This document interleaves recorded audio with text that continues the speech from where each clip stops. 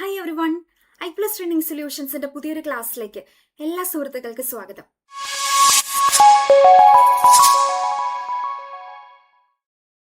NVT മാത്തമാറ്റിക്സിന്റെ previous year ക്വസ്റ്റ്യൻസുമായിട്ടാണ് ഞാൻ നിങ്ങളുടെ മുന്നിൽ ഇന്ന് വന്നിരിക്കുന്നത്. ഓക്കെ, സോ ആദ്യത്തെ ക്വസ്റ്റ്യനിലേക്ക് നമുക്ക് പോവാം. Strongest topology on the real line is usual topology, cofinite topology, semi open interval topology and discrete topology. Topology എന്ന് പറയുന്ന മൊഡ്യൂളിൽ നിന്ന് ചോദിച്ചിട്ടുള്ള വളരെ വളരെ ഈസി ആയിട്ടുള്ള ഒരു ക്വസ്റ്റ്യൻ ആണ് അല്ലെ. ഇതിലും ഈസി ആയിട്ടുള്ള ക്വസ്റ്റ്യൻ ഒക്കെ നമുക്ക് സ്വപ്നങ്ങളിൽ മാത്രമേ പറയാൻ പറ്റുള്ളൂ. എന്താ ചോദിച്ചിരിക്കുന്നത്? Strongest topology on the real line R ആണ്. Strongest topology on R. ആരാ ഇത്? യെസ്, നമ്മുടെ ഡിസ്ക്രീറ്റ് ടോപ്പോളജി ആണ് ആള്. വളരെ ഡയറക്റ്റ് ആയിട്ടുള്ള ഒരു ചോദ്യമായിരുന്നു. അപ്പൊ ഇവിടെ ആൻസർ ആയിട്ട് ഏതാ വരാ? ഓപ്ഷൻ ഡി ആണ്, ഡിസ്ക്രീറ്റ് ടോപ്പോളജി. ഓക്കെ, അടുത്ത ചോദ്യം എഗെയിൻ ടോപ്പോളജിയിൽ നിന്ന് വന്നിട്ടുള്ള ഒരു പ്രീവിയസ് ഇയർ ക്വസ്റ്റ്യൻ ആണ്. എന്താ നമ്മുടെ ചോദ്യം? Which of the following is a connected subset of R with usual topology? Okay, R with usual ടോപ്പോളജിയിൽ ഒരു കണക്റ്റഡ് സബ്സെറ്റ് ആയിട്ടുള്ളത് തന്നിരിക്കുന്ന ഓപ്ഷൻസിൽ ആരാണ് ചോദിച്ചിരിക്കുന്നത്? Open 1 2, open 0 3, union 5, open 5 6, set 1 2 3 the set n of natural numbers. അപ്പൊ ഈ ആർ വിത്ത് യൂഷ്വൽ ടോപ്പോളജി അതിന്റെ കണക്റ്റഡ് സബ്സെറ്റ്സ് ബേസിക്കലി ആരാ? നമുക്കിവിടെ തന്നിരിക്കുന്നത് ആർ വിത്ത് യൂഷ്വൽ ടോപ്പോളജി ആണ് തന്നിരിക്കുന്നത്. R with usual topology. Okay, അപ്പം ആറിന്റെ കണക്റ്റഡ് സബ്സെറ്റ്സ് ആരാ നമുക്കറിയാം. ആരാടോ ആറിന്റെ കണക്റ്റഡ് സബ്സെറ്റ്സ് എന്ന് പറയുന്നത്? ഇന്റർവെൽസ് ആണ് അല്ലെ. കണക്റ്റഡ് സബ്സെറ്റ്സ് ഓഫ് ആർ എന്ന് പറഞ്ഞിട്ടുണ്ടെങ്കിൽ ഇറ്റ് ഇസ് ഇന്റർവെൽസ്. അപ്പോൾ തന്നെ നമുക്ക് രണ്ട് ഓപ്ഷൻസിനെ എലിമിനേറ്റ് ചെയ്യാൻ പറ്റും. ആരൊക്കെയാ? ഓപ്ഷൻ സിയും ഓപ്ഷൻ ഡിയും എലിമിനേറ്റ് ചെയ്യാൻ പറ്റും. അപ്പൊ ഓപ്ഷൻ സിയും ഓപ്ഷൻ ഡിയും അവര് രണ്ടും എന്താണ്? ഫോൾസ് ആണ്. ഇനി നമുക്ക് വേണ്ടത് ഇന്റർവെൽസ് ആണെന്ന് നമുക്ക് മനസ്സിലായി. അപ്പൊ ഓപ്ഷൻ എയിലുള്ള ആളും ഇന്റർവെൽ ആണ്, ഓപ്ഷൻ ബിയിലുള്ള ആളും ഇന്റർവെൽ ആണ്. അപ്പൊ ഇതിൽ കണക്റ്റഡ് സബ്സെറ്റ് ആ ചോദിച്ചിരിക്കുന്നത്. അപ്പൊ അതിൽ ആരായിരിക്കും വരിക? കണക്റ്റഡ് സബ്സെറ്റ് എന്ന് പറഞ്ഞിട്ടുണ്ടെങ്കിൽ നമുക്കറിയാം രണ്ട് ഡിസ്ജോയിന്റ് ആയിട്ടുള്ള നോൺ എംപ്റ്റി ആയിട്ടുള്ള ഓപ്പൺ ഇന്റർവെൽസിന്റെ യൂണിയൻ ആയിട്ട് അല്ലെങ്കിൽ ഓപ്പൺ സെറ്റ്സിന്റെ യൂണിയൻ ആയിട്ട്. അപ്പൊ ഇവിടെ R with usual topology open set എന്ന് പറഞ്ഞിട്ടുണ്ടെങ്കിൽ ഓപ്പൺ ഇന്റർവെൽസ് തന്നെയാണ്. അങ്ങനെ ഓപ്പൺ സെറ്റുകളുടെ യൂണിയൻ ആയിട്ട് എഴുതാൻ പറ്റാത്ത ആൾക്കാരെയാണ് നമ്മൾ എന്ത് വിളിക്കുന്നത്? കണക്റ്റഡ് സെറ്റ് എന്ന് വിളിക്കുന്നത്. അപ്പൊ ഫസ്റ്റ് ഓപ്ഷനിൽ ഓപ്പൺ ഇന്റർവെൽ 1 2 ആണ്, ഇത് കണക്റ്റഡ് ആണ്. അപ്പൊ ഇതാണ് നമ്മുടെ ആൻസർ ആയിട്ട് വരുന്നത്.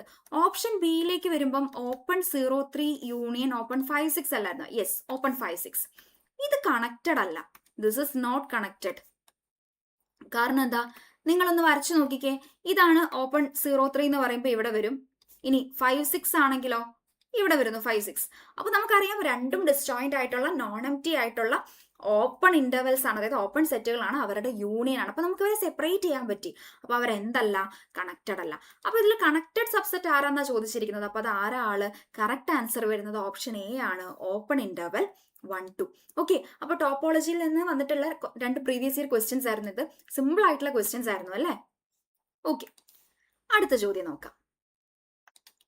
Find the radius of convergence of the power series summation n is equal to 0 to infinity z raised to n by n factorial. Options 0 1 1 by 2 infinity. Complex analysis എന്നുള്ളൊരു question ആണ് അല്ലെ. Radius of convergence of the power series. Okay, എങ്ങനെയാ കണ്ടുപിടിക്കാം? ഇപ്പൊ ഇതാണ് നമ്മുടെ power series in general. Summation equal to 1 to infinity an z minus z naught whole raised to n. അപ്പൊ അങ്ങനെയാണെങ്കിൽ റേഡിയസ് ഓഫ് കൺവേർജൻസിനെ ആർ എന്ന് നമ്മൾ യൂഷ്വലി ഡിനോട്ട് ചെയ്യാറുണ്ട് അല്ലെ. അപ്പൊ അതിന് രണ്ട് റിസൾട്ട്സ് നമുക്കറിയാം. ഒന്ന് limit n tends to infinity mod an by an plus 1. ഇതാണ് ഒരു റിസൾട്ട്. അഥവാ നമുക്ക് മറ്റൊരു രീതിയിൽ കണ്ടുപിടിക്കാം. R is equal to 1 by limit supremum mod an power 1 by n. ഇതിൽ രണ്ടിൽ ഏത് ഉപയോഗിച്ചാണെങ്കിലും നമുക്ക് റേഡിയസ് ഓഫ് കൺവേർജൻസ് കണ്ടുപിടിക്കാം. അപ്പൊ ഇവിടെ തന്നിരിക്കുന്ന സീരീസ് ആരാ? z raise to n by n factorial ആണ്. Summation n is equal to നമ്മുടെ പവർ സീരീസ് ആരാ? Summation equal to 0 to infinity z raise to n by n factorial. അപ്പൊ z നോട് ഇവിടെ ആരാണ്? 0 ആണ്. an സ്ഥാനത്ത് വന്നിരിക്കുന്ന ആൾ ആരാണ്? 1 ബൈ n ഫാക്ടോറിയൽ ആണ്. an is equal to 1 by n factorial. അപ്പൊ നമുക്ക് ആദ്യത്തെ റിസൾട്ട് ഉപയോഗിച്ച് നോക്കാം. r is equal to limit n tends to infinity mod an by an plus 1. Okay, അപ്പോൾ അതെന്താ വരിക? Limit n tends to infinity mod a എന്ന് പറഞ്ഞാൽ 1/n ഫാക്ടോറിയൽ ആണ്, an പ്ലസ് 1 എന്ന് പറഞ്ഞിട്ടുണ്ടെങ്കിൽ 1/n പ്ലസ് 1 ഫാക്ടോറിയൽ ആണ്. So this is equal to limit n tends to infinity 1 modulus of 1/n factorial into n plus 1 factorial by 1 എന്ന് വരും. So this is actually limit n tends to infinity n plus 1 ഫാക്ടോറിയലിനെ നമുക്ക് എങ്ങനെ എഴുതാം? n plus 1 into n factorial എന്ന് എഴുതുന്നതിൽ തെറ്റില്ലല്ലോ. Divided by n factorial വരും. n ഫാക്ടോറിയലും ക്യാൻസൽ ചെയ്ത് കഴിഞ്ഞാൽ ബാക്കി ആരുണ്ടാവും? Limit n tends to infinity n plus 1 വരും, വിച്ച് ഇസ് ഇൻഫിനിറ്റി. അപ്പോൾ ഇവിടെ റേഡിയസ് ഓഫ് കൺവേർജൻസ് ആയിട്ട് എത്രയാ കിട്ടുന്നത്? Yes, answer is option D ആണ്, ഇൻഫിനിറ്റി. ഓക്കെ, അടുത്ത ചോദ്യം നോക്കാം. Identify the singularity of F of Z is equal to sine Z by Z at Z equal to 0. ഈ കോംപ്ലക്സ് അനാലിസിസ് എന്ന് പറയുന്ന മൊഡ്യൂളിൽ നിന്ന് സ്ഥിരമായിട്ട് ക്വസ്റ്റ്യൻ വരുന്ന ഒരു ഭാഗമാണ് ഈ സിംഗുലാരിറ്റി റിലേറ്റഡ് ആയിട്ട്. ഒന്നെങ്കിൽ ഇന്റഗ്രലിന്റെ വാല്യൂ കണ്ടുപിടിക്കാനായിരിക്കും, അല്ലെങ്കിൽ സിംഗുലാരിറ്റി ഡയറക്റ്റ് ആയിട്ട് റിലേറ്റഡ് ആയിട്ട് ക്വസ്റ്റ്യൻ ആയിരിക്കും. എങ്ങനെയാണെങ്കിലും നമുക്ക് ആ സിംഗുലാരിറ്റിയെ പറ്റി ഒരു ധാരണ ഉണ്ടായിരിക്കണം അല്ലേ? അപ്പോൾ ഇവിടെ നമ്മളോട് ചോദിച്ചിരിക്കുന്നത് ഏതാ? Function F of Z is equal to sine Z by Z ആണ് at the point Z is equal to 0. അപ്പോൾ സെഡ് ഈക്വൽ ടു 0 എന്ന് പറയുന്നത് ഈ പറയുന്ന ഫംഗ്ഷന്റെ എസെൻഷ്യൽ സിംഗുലാരിറ്റി ആണോ, റിമൂവൽ സിംഗുലാരിറ്റി ആണോ, പോൾ ഓഫ് ഓർഡർ 2 ആണോ, പോൾ ഓഫ് ഓർഡർ 1 ആണോ എന്നാണ് ഇവിടെ ചോദിച്ചിരിക്കുന്നത്. അപ്പോൾ ഇവിടെ ഫംഗ്ഷൻ തന്നിരിക്കുന്നത് എന്താ? സൈൻ സെഡ് ബൈ സെഡ് ആണ്. അപ്പോൾ നിങ്ങൾ നോക്കിക്കേ, ഈ സൈൻ സെഡിന്റെ സീരീസ് എക്സ്പാൻഷൻ എന്താ? സൈൻ സെഡിനെ നമുക്ക് എങ്ങനെ എഴുതാം? Z minus Z cube by 3 factorial plus z raised to 5 by 5 factorial minus z raised to 7 by 7 factorial plus etc. ഇങ്ങനെ എഴുതാൻ പറ്റുമല്ലോ. അപ്പോൾ ഒറ്റ നോട്ടത്തിൽ നിങ്ങൾ ഇവിടെ നോക്കിയിട്ടുണ്ടെങ്കിൽ sine Z by Z Z equal to 0 ഒരു സിമ്പിൾ പോൾ ആണ്. സിമ്പിൾ പോൾ എന്ന് പറഞ്ഞിട്ടുണ്ടെങ്കിൽ പോൾ ഓഫ് ഓർഡർ 1 എന്നൊക്കെ പറയുന്ന ഒരു ടെൻഡൻസി വരും. പക്ഷെ ശ്രദ്ധിച്ച് ചെയ്യുക. അപ്പോൾ ഈ സൈൻ സെഡിന്റെ സീരീസ് എക്സ്പാൻഷൻ എഴുതി കഴിഞ്ഞിട്ടുണ്ടെങ്കിൽ നമുക്ക് നമ്മുടെ എഫ് ഓഫ് സെഡിനെ ഒന്ന് മാറ്റി എഴുതാലോ. എഫ് ഓഫ് സെഡ് എന്ന് പറയുന്നത് ആരാ?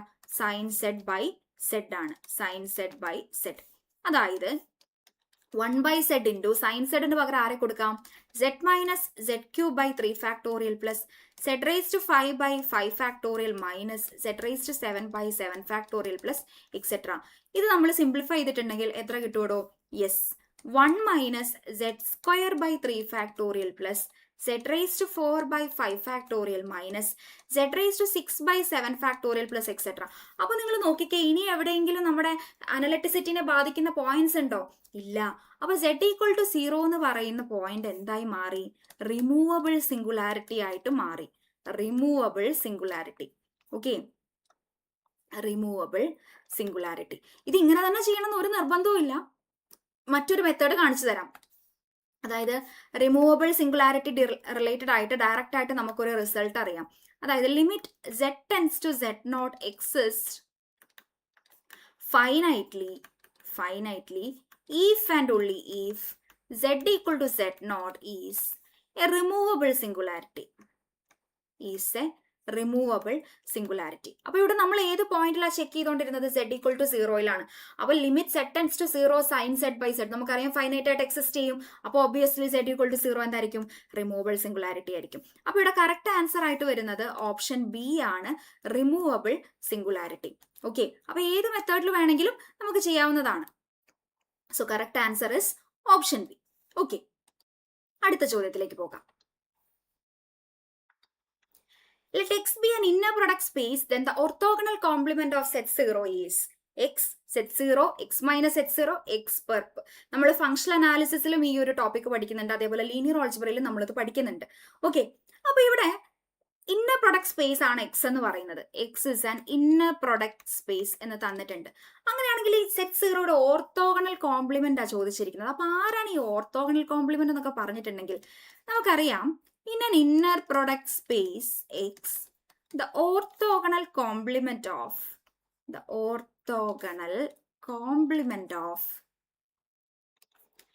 a subset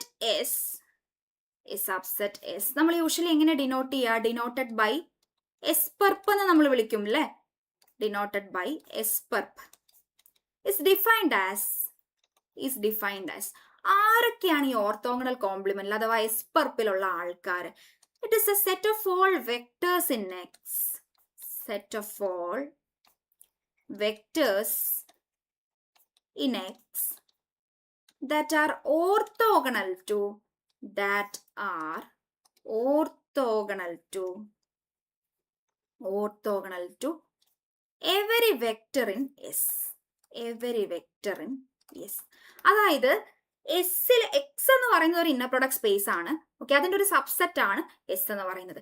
എസ്സിലെ എല്ലാ വെക്ടേഴ്സിനോടും ഓർത്തോഗണൽ ആയിട്ടുള്ള നമ്മുടെ ഇന്നർ പ്രൊഡക്റ്റ് സ്പേസിലെ എലമെന്റ്സുകളുടെ കളക്ഷൻ, അതിനെയാണ് നമ്മൾ ഈ ഓർത്തോഗണൽ കോംപ്ലിമെന്റ് എന്ന് വിളിക്കുന്നത്. അതായത് S perp is equal to the collection of all X in X such that inner product X S is equal to 0 for all S belongs to the subset yes എന്ന് പറയുന്നത്. അപ്പൊ ഇവിടെ നമ്മളോട് ചോദിച്ചിരിക്കുന്നത് set സീറോയുടെ orthogonal കോംപ്ലിമെന്റാ. എടോ, ആരുമായിട്ട് നമ്മൾ സീറോയിന് ഇന്ന പ്രൊഡക്റ്റ് എടുത്താലും നമുക്ക് എന്താ കിട്ടാൻ പോകുന്നത്? 0 ആണ് കിട്ടാൻ പോകുന്നത്. സോ അതായത് ഈ 0 എന്ന് പറയുന്നത് നമ്മുടെ എല്ലാ എലമെന്റ്സുമായിട്ട്, നമ്മുടെ ഇന്ന പ്രൊഡക്റ്റ് സ്പേസിലെ എല്ലാ എലമെന്റ്സുമായിട്ടും എന്തായിരിക്കും? ഓർത്തോഗണൽ ആയിരിക്കും. അപ്പൊ ഇവിടെ ഈ ഓർത്തോഗണൽ കോംപ്ലിമെന്റിൽ എൻഡയർ എക്സ് വരും. ശരിയാണല്ലോ. അപ്പൊ ഇവിടെ കറക്റ്റ് ആൻസർ ആയിട്ട് ഏതാ വരുന്നത്? കറക്റ്റ് ആൻസർ എന്ന് പറയുന്നത് ഓപ്ഷൻ എ ആണ്, എക്സ്. ഓക്കെ, അടുത്ത ചോദ്യത്തിലേക്ക് പോവാം. Let x, y be elements of a Hilbert space H such that norm x is equal to 3, norm y equal to 4 and norm x plus y is equal to 7. Then norm x minus y equals 1, 2, 3, root 2. നമ്മുടെ function അനാലിസിസിൽ സ്ഥിരമായിട്ട്, അതായത് repeated ആയിട്ട് question വരുന്ന ഒരു ഭാഗമാണ് ഈ ഒരു portion. അതായത് ഇതുപോലത്തെ ക്വസ്റ്റ്യൻസ് നമ്മൾ നോക്കിയിട്ടുണ്ടെങ്കിൽ ഈ സിലബസ് വരുന്ന എല്ലാ PSC എക്സാംസിനും this kind of questions frequent ആയിട്ട് ചോദിച്ചു കാണാറുണ്ട്.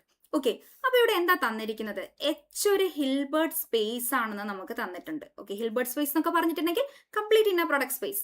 പിന്നെ എന്തൊക്കെ തന്നിരിക്കുന്നത്?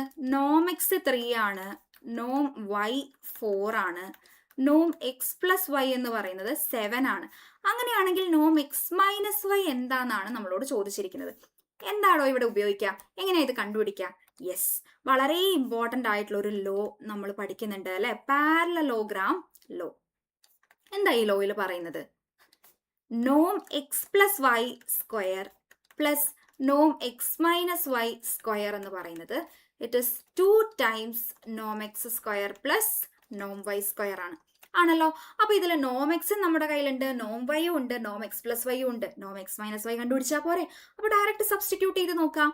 നോം എക്സ് പ്ലസ് വൈക്ക് പകരം ആരെ കൊടുക്കുക? 7 സ്ക്വയർ പ്ലസ് നോം എക്സ് മൈനസ് വൈ നമുക്ക് അറിയില്ല, അപ്പൊ അതങ്ങനെ നിന്നോട്ടെ. നോം X minus Y square is equal to 2 times നോം എക്സ് എത്രയായിരുന്നു? 3, നോം വൈ 4, നോം വൈ 7 അല്ലെ, 3 അല്ല, നോം എക്സ് 3 നോം Y 4. Okay, 3 square plus 4 square. This is equal to 2 times 9 plus 16, അതായത് 2 into 25 വിച്ച് ഇസ് 50. അപ്പൊ ലെഫ്റ്റ് സൈഡിൽ 49 ഉണ്ട്. 7 സ്ക്വയർ എന്ന് പറഞ്ഞാൽ 49 പ്ലസ് നോം X minus Y square is equal to 50 ആണ്. അപ്പൊ നോം എക്സ് മൈനസ് വൈ സ്ക്വയർ എന്തായിരിക്കും? 50 മൈനസ് 49 വിച്ച് ഇസ് 1. അപ്പൊ സ്ക്വയർ ആണ് 1. സ്ക്വയർ റൂട്ട് വരുമ്പോൾ പ്ലസ് ഓർ മൈനസ് 1 ഉണ്ടെന്ന് നമുക്കറിയാം. പക്ഷേ നോമിന്റെ പ്രത്യേകത എന്താ? നോം എപ്പോഴും നോൺ നെഗറ്റീവ് ആയിട്ടുള്ള ഒരു ക്വാണ്ടിറ്റി ആയിരിക്കും. അപ്പോൾ ഒരിക്കലും നോമിന് നെഗറ്റീവ് വാല്യൂസ് വരില്ല. അപ്പൊ നോം എക്സ് മൈനസ് വൈ എന്ന് പറയുന്നത് പോസിറ്റീവ് സ്ക്വയർ റൂട്ട് ഓഫ് 1 ആണ്, വിച്ച് ഇസ് 1. അപ്പൊ ഇവിടെ കറക്റ്റ് ആൻസർ ആയിട്ട് വരുന്നത് ഏതാ? ആൻസർ ഇസ് ഓപ്ഷൻ എ ആണ്, 1. ഓക്കെ, അടുത്ത ചോദ്യത്തിലേക്ക് പോവാം. Yes, the general solution of d square y by dx square minus 8 dy by dx plus 16y is equal to 0. c1 e raised to 4x plus c2 e raised to 4x, c1 e raised to 4x minus c2 e raised to 4x, c1 plus c2x e raised to 4x, c1x plus c2x square e raised to 4x. Differential equation എന്ന് പറയുന്ന മൊഡ്യൂളിൽ നിന്നുള്ളൊരു question. അപ്പോൾ differential ഇക്വേഷനെ പറ്റി നമുക്കറിയാം.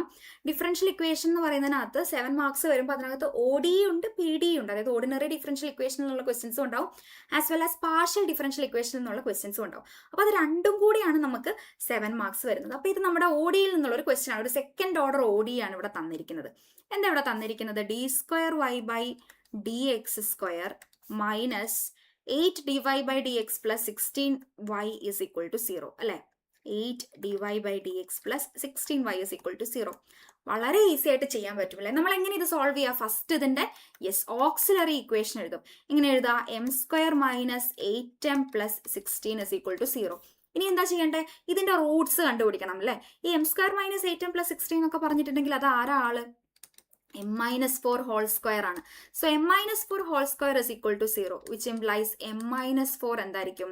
0 ആയിരിക്കും. അതായത് എമ്മിന് രണ്ട് വാല്യൂസ് ആണ്, രണ്ടും ഈക്വൽ ആണ്, 4 ആൻഡ് 4 ഈക്വൽ റൂട്ട്സ് ആണ്. അപ്പൊ നമ്മൾ എങ്ങനെയാണ് നമ്മുടെ solution എഴുതാറ്? y of x is equal to c1 plus c2x into e raised to mx ആണ്. എമ്മിന്റെ സ്ഥാനത്ത് ആരാ? 4 ആണ്. അപ്പൊ e raised to 4x. അപ്പൊ ഇങ്ങനെ ഒരു ഓപ്ഷൻ ഏതാന്ന് നോക്കിക്കേ. ആൻസർ വരുന്നത് ഓപ്ഷൻ സി ആണ് അല്ലെ. c1 plus c2x into e raised to 4x എന്ന് പറയുന്നത്. ഓക്കെ, അപ്പൊ so correct answer is option C. അടുത്ത ചോദ്യം. The partial differential equation 5 dou z square by dou x square plus 6 dou z square by dou y square is equal to xy is elliptic ആണോ, parabolic ആണോ, hyperbolic ആണോ, none of these ആണോ? എപ്പോഴും P D related ആയിട്ട് വരുന്ന ഒരു kind of question ആണ് അല്ലെ. റീസെന്റ് ആയിട്ട് നടന്നിട്ടുണ്ടായിരുന്ന HSST എക്സാമിനും ഉണ്ടായിരുന്നു ഇതുപോലെ ഒരു ചോദ്യം. ഓക്കെ, അതായത് നമുക്കറിയാം പാർഷ്യൽ ഡിഫറൻഷ്യൽ ഇക്വേഷൻ എന്നുള്ള ക്വസ്റ്റ്യൻസ് പൊതുവെ ചിലതൊക്കെ കുറച്ച് ലെങ്തി ആയിരിക്കും. പക്ഷെ അതിൽ ഏറ്റവും സിമ്പിൾ ആയിട്ടും ഏറ്റവും ഈസി ആയിട്ടും വളരെ വേഗത്തിലും ചെയ്യാൻ പറ്റുന്ന ഒരു കൈൻഡ് ഓഫ് ക്വസ്റ്റ്യൻ ആണിത്.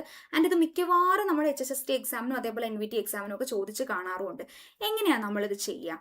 ജനറലി പറയുകയാണെങ്കിൽ ഇപ്പൊ നമ്മുടെ RUXX plus SUXY plus TUYY plus something else function of x, y, z etc. equal to 0. ഇതാണ് ജനറൽ ഫോം. ഓക്കെ, അങ്ങനെയാണെങ്കിൽ നമ്മുടെ പി ഡി പരാബോളിക് ആവുന്നതും എലിപ്റ്റിക് ആവുന്നതും ഹൈപ്പർബോളിക് ആവുന്നതും കണ്ടീഷൻസ് എന്തൊക്കെയാ?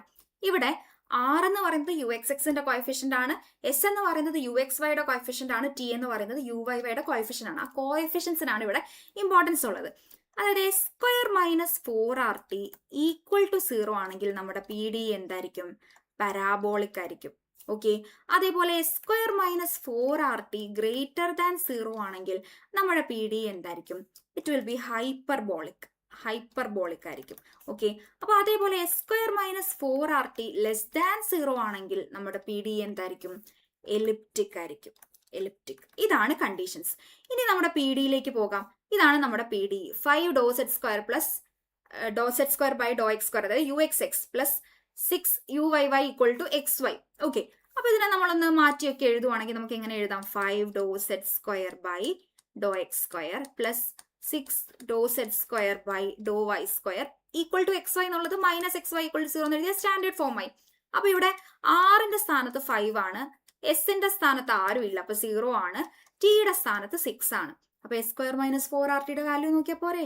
എസ് സ്ക്വയർ മൈനസ് 4RT എന്ന് പറഞ്ഞിട്ടുണ്ടെങ്കിൽ 0 മൈനസ് 4 into 5 into 6. ഒബ്വിയസ്ലി ഇയാൾ എന്താണ്? നെഗറ്റീവ് ആണ്, വിച്ച് ഇംപ്ലൈസ് നമ്മുടെ പി ഡി ആരാ ആള്? Yes, it is elliptic. അപ്പൊ കറക്റ്റ് ആൻസർ ആയിട്ട് വരുന്നത് ഓപ്ഷൻ എ ആണ്. നമ്മൾക്ക് തന്നിരിക്കുന്ന പി ഡി എന്താണ്? എലിപ്റ്റിക് ആണ്. ഓക്കെ, അപ്പോൾ OD റിലേറ്റഡ് ആയിട്ടും പി ഡി റിലേറ്റഡ് ആയിട്ടും നമ്മൾ ഡിഫറൻഷ്യൽ ഇക്വേഷനിൽ നിന്ന് ക്വസ്റ്റ്യൻസ് എക്സ്പെക്ട് ചെയ്യണം. Okay, next question. 5 of 55 is ഇവിടെ നമ്പർ തിയറിയിൽ നിന്നുള്ള ഒരു ക്വസ്റ്റ്യൻ ആണ് അല്ലെ. അപ്പം നമുക്ക് പഠിക്കാൻ 10 മൊഡ്യൂൾസ് ഉണ്ട് NVT എക്സാമിന്. HSST പോലെ തന്നെയാണ് നമ്മുടെ സിലബസ്. അപ്പൊ അതിൽ ഏറ്റവും ഷോർട്ടസ്റ്റും ഏറ്റവും ഈസിയസ്റ്റും ആയിട്ടുള്ള ഒരു മൊഡ്യൂളാണ് നമ്പർ തിയറി എന്ന് പറയുന്നത്. അപ്പൊ അവിടുന്ന് ഉണ്ടാവും നമുക്കൊരു 7 മാർക്സിന്റെ ക്വസ്റ്റ്യൻ. അപ്പൊ 5 എന്ന് പറയുന്നത് അതിൽ ഓയിലർ ടോർഷൻ ഫംഗ്ഷൻ ആണ്. നമ്മുടെ നമ്പർ തിയറിയിൽ ഏറ്റവും ഇമ്പോർട്ടന്റ് ആയിട്ടുള്ള ഒരു ടോപ്പിക്കാണ് ഓയിലർ ടോർഷൻ ഫംഗ്ഷൻ. ഷുവർ ആയിട്ടും ആ ഒരു ഭാഗത്ത് നിന്ന് ക്വസ്റ്റ്യൻ ഉണ്ടാകും. അപ്പൊ ഇവിടെ 5 എന്ന് പറയുന്നത് ഓയിലർ ടോർഷൻ ഫംഗ്ഷൻ അഥവാ ഓയിലേഴ്സ് 5 ഫംഗ്ഷൻ എന്നൊക്കെ നമ്മൾ വിളിക്കാറുണ്ട്. ഓക്കെ, അപ്പൊ 5 of 55 ആണ് ചോദിച്ചിരിക്കുന്നത്. അപ്പോൾ ഓയിലർ ടോർഷൻ ഫംഗ്ഷൻ റിലേറ്റഡ് ആയിട്ട് വളരെ ഇമ്പോർട്ടന്റ് ആയിട്ടുള്ള 2 കാര്യങ്ങൾ നമ്മൾ പഠിച്ചു വെക്കണമെങ്കിൽ ഒന്നെങ്കിൽ നമുക്ക് ഡയറക്റ്റ് റിസൾട്ട് യൂസ് ചെയ്യാം, അതല്ലെങ്കിൽ നമുക്ക് ഏറ്റവും സിമ്പിൾ ആയിട്ട് 5 of ഒരു പ്രൈം നമ്പർ എന്ന് പറയുന്നത് ആ പ്രൈം നമ്പർ -1 ആണ്. പിന്നെ 5 of mn എന്ന് പറയുന്നത് നമുക്ക് ഇയാളെ മൾട്ടിപ്ലിക്കേറ്റീവ്ലി സ്പ്ലിറ്റ് ചെയ്യാം 5 of m into 5 of n ആയിട്ട്, when if m and n are relatively prime. അപ്പൊ ഇവിടെ നമുക്ക് കണ്ടുപിടിക്കേണ്ടത് 5 of 55 ആണ്. അപ്പൊ നിങ്ങൾ നോക്കിക്കേ, 5 of 55ന് എനിക്ക് 5 into 11 എന്ന് എഴുതുന്നതിൽ തെറ്റില്ലല്ലോ. 5ഉം 11ഉം റിലേറ്റീവ്ലി പ്രൈം ആണല്ലോ. അപ്പൊ എനിക്ക് ഇതിനെ 5 of 5 into 5 of 11 എന്ന് എഴുതാമല്ലോ. Since GCD of 5 and 11 is equal to 1. And 5 of 5 എന്ന് പറഞ്ഞിട്ടുണ്ടെങ്കിൽ 5 minus 1 ആണ്, അതായത് 4. 5 of 11 എന്ന് പറഞ്ഞിട്ടുണ്ടെങ്കിൽ അത് ആരാള്? 11 minus 1 ആണ്, അതായത് 10. അപ്പൊ 4 into 10 which is 40. വളരെ സിമ്പിൾ ആയിട്ടുള്ള ഒരു ക്വസ്റ്റ്യൻ ആണ്. അപ്പൊ കറക്റ്റ് ആൻസർ ആയിട്ട് വരുന്നത് ഏതാണ്? ആൻസർ ഇസ് ഓപ്ഷൻ ബി ആണ്, 40. ഓക്കെ, അടുത്ത ചോദ്യം. The linear congruence AX equal to X congruent to B mod M has exactly one solution if GCD of BM equal to 1, GCD of AB equal to 1, GCD of BM equal to A, GCD of AM is equal to 1. എങ്ങനെയാണ് ഇത് കണ്ടുപിടിക്കുക? നമ്മുടെ linear കോൺഗ്രുവൻസിന് exactly ഒരു solution ഉണ്ടാകുന്ന ആ condition ആണ് ഇവിടെ ചോദിച്ചിരിക്കുന്നത് അല്ലെ.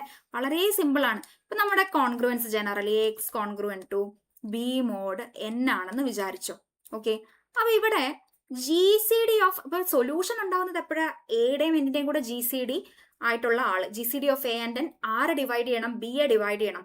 അങ്ങനെയാണെങ്കിൽ മാത്രമേ ബേസിക്കലി സൊല്യൂഷൻ ഉണ്ടാവുള്ളൂ. പക്ഷെ ഇവിടെ നമ്മളോട് ചോദിച്ചിരിക്കുന്നത് സൊല്യൂഷൻ ഉണ്ടാവണം, ആ സൊല്യൂഷൻ എക്സാക്ട്ലി എത്രയായിരിക്കണം? യുണീക്ക് ആയിരിക്കണം. അതായത് ഒരൊറ്റ സൊല്യൂഷനെ ഉണ്ടാകാൻ പാടുള്ളൂ, എക്സാക്ട്ലി വൺ സൊല്യൂഷനെ ഉണ്ടാവാൻ പാടുള്ളൂ. അപ്പോ if GCD of A and N is equal to 1 ആണെങ്കിൽ നമുക്ക് എന്ത് പറയാൻ പറ്റും? Then we get a unique solution. ഈ സാഹചര്യത്തിലാണ് നമുക്ക് യുണീക്ക് സൊല്യൂഷൻ ഉണ്ടാകുക. സൊല്യൂഷൻ, അപ്പൊ ശ്രദ്ധിക്കണം, സൊല്യൂഷൻ ഉണ്ടാകാൻ വേണ്ടിയിട്ട് ഈ GCD ആരെ ഡിവൈഡ് ചെയ്താൽ മാത്രം മതി? ബിയെ ഡിവൈഡ് ചെയ്താൽ മാത്രം മതി. പക്ഷെ യുണീക്ക് സൊല്യൂഷൻ കിട്ടാൻ വേണ്ടിയിട്ട് ആ GCD എക്സാക്ട്ലി എന്തായിരിക്കണം? 1 ആയിരിക്കണം. അപ്പൊ ഇവിടെ നമ്മളോട് X congruent to B mod M എന്നാ പറഞ്ഞിരിക്കുന്നത് അല്ലെ. അപ്പൊ നമുക്കിവിടെ n മാറി ആരായിനേ ഉള്ളൂ? m ആയി. അപ്പൊ ആൻസർ വരുന്നത് ഏതായിരിക്കും? Answer is GCD of A and M is equal to 1. അപ്പോൾ ഒരു കാര്യം കൂടെ പറഞ്ഞുതരാം. എക്സാക്ട്ലി ഒരു സൊല്യൂഷൻ എന്ന് പറയുമ്പോൾ ഈ സൊല്യൂഷൻ ആരാന്നും കൂടെ അറിഞ്ഞിരിക്കുവാണെങ്കിൽ വളരെ നല്ലത്. അപ്പൊ ഈ സൊല്യൂഷൻ ആക്ച്വലി ആരാണ് ആള്? X congruent to B into A raise to 5 of N minus 1 mod N. ഇതാണ് ആ യുണീക്ക് ആയിട്ടുള്ള സൊല്യൂഷൻ വരിക. ഓക്കെ, അപ്പൊ നമ്പർ തിയറി റിലേറ്റഡ് ആയിട്ട് ചോദിച്ചിട്ടുണ്ടായിരുന്ന പ്രീവിയസ് ഇയർ ക്വസ്റ്റ്യൻസ് ആണ് ഇതൊക്കെ. വളരെ സിമ്പിൾ ആയിട്ടുള്ള ക്വസ്റ്റ്യൻസ് ആയിരുന്നു ചോദിച്ചിട്ടുണ്ടായിരുന്നത്. ഓക്കെ, അപ്പോൾ NVT മാത്തമാറ്റിക്സ് എന്ന് പറയുന്നത്, NVT നമുക്കിനി ഓൾറെഡി ജൂനിയർ ആണ് അവസാനം കഴിഞ്ഞിട്ടുണ്ടായിരുന്നത്.